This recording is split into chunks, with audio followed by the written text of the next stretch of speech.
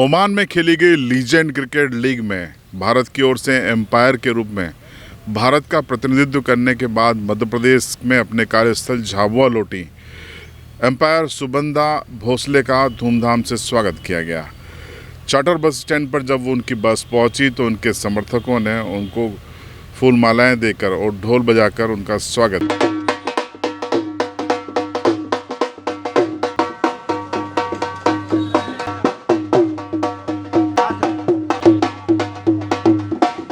फूल मालाओं और पगड़ी के साथ ढोल धमाके के साथ सुबंधा भोसले का ये स्वागत झाबुआ बस स्टैंड की तस्वीरें हैं।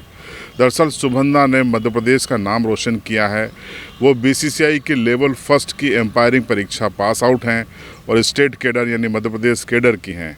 अब उन्हें लेवल 2 परीक्षा देना है, जिसके बाद वो अंतर्राष्ट्रीय स्तर पर अपनी एम्पायरिंग के जलवे बिखेर सकेंगी।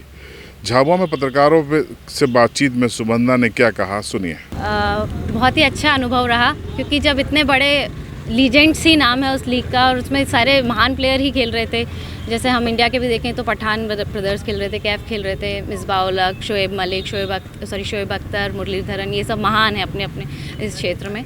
तो उन लोगों के बीच एम्पायरिंग करना का एक बहुत ही अलग अनुभव रहा, क्योंकि उन लोगों के बीच और वो लोग केवल खेल से ही नहीं, वो लोग अपने स्वभाव से भी महान हैं, इसीलिए वो लोग महान कहला रहे हैं। उन लोगों ने बहुत अच्छे से, कि ऐसा नहीं कि एक महिला अंपायर है तो कुछ बदतमीज़ी या प्रेशराइज़ करने की कोशिश करें, वो लोग भी बहुत डिसेंट थे, बहुत अच्छे से रहा और बहुत अच्छा लग रहा है। अब अपनी झाबुआ की धरती पे आके और अच्छा लग रहा है।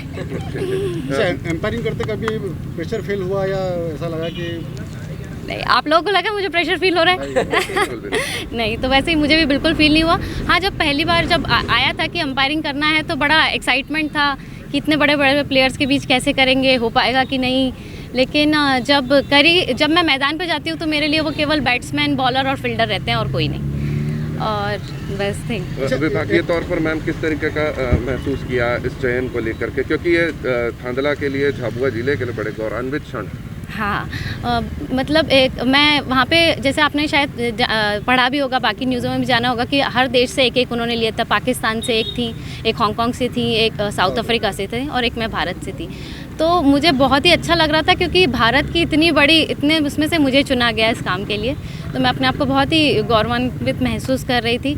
और वहाँ के जो प्लेयर्स थे, इंडियन प्लेयर्स थे, वो लोग भी बहुत खुश हुए कि अच्छा आप इंडिया से आए हैं, तो वो लोग भी बड़ा अच्छा, उनको भी महसूस हो रहा था सभी को। उन्होंने पर्सनली आकर भी मुझे बधाई दी कि हमें बहुत खुशी हुई है कि आप आए हैं यहाँ इंडिया से, हमारा देश का नाम रोशन। नेक्स्ट लेवल क्या है मैम, आगे क्या कुछ?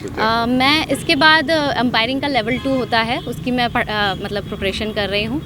और आप लोगों के माध्यम के द्वारा मैं उच्च शिक्षा विभाग को और हमारे शासकीय महाविद्यालय थांदला और हमारे लीड कॉलेज अग्रणी महाविद्यालय, इन सबको मैं धन्यवाद देना चाहती हूँ, क्योंकि इन सब की इन लोगों ने मुझे सपोर्ट किया और आगे जाने दिया और कोई भी किसी भी प्रकार की बाधा नहीं खड़ी करी। बिल्कुल बहुत हंसी खुशी मुझे भेजा बहुत अच्छे से। तो एक जो ये सपोर्ट था, इस वजह से मैं और बिना प्रेशर के एम्पायरिंग कर पाई।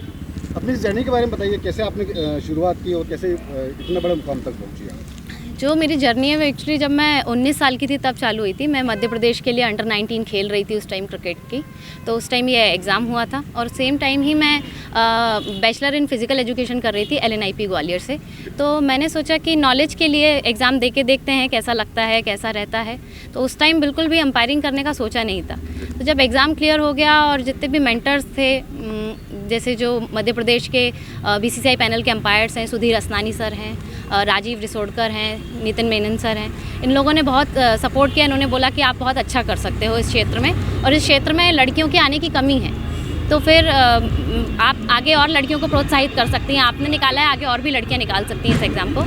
फिर वहाँ से और मैंने अपने जो मेरे पिताजी हैं वो भी क्रिकेट प्लेयर रह चुके हैं, मेरे चाचा हैं वो भी रणजी ट्रॉफी प्लेयर हैं, तो उन लोगों से भी मैंने बात करी कि अब क्या मतलब मुझे खेलना चाहिए या अंपायरिंग करना चाहिए, क्योंकि एक ही चीज़ कर सकते हैं, खिलाड़ी अंपायरिंग नहीं कर सकता, अंपायर खेल नहीं सकता।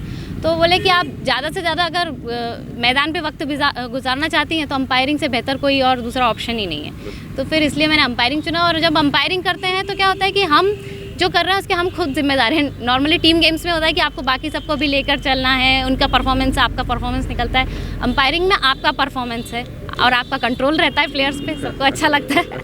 मुझे पहले में भी मिसबाहुल के साथ तो कुछ बहस जैसा कुछ हो गया था क्या? नहीं एक्चुअली वो क्या आता है ना कि जो आप कैमरे पे या टीवी पे दिखता है वो केवल मैं बोलूँगी 50% होता है, होता कुछ अलग है। क्या हुआ था कि जब उन्होंने वो लास्ट के 2 सेकंड जब बचे थे तब उन्होंने एक्शन किया और उनको प्लेयर्स ने घेर रखा था, तो वो एक्शन मैन मतलब मुझे दिखा नहीं था, और जो थर्ड अंपायर थी उसको भी नहीं दिखा था।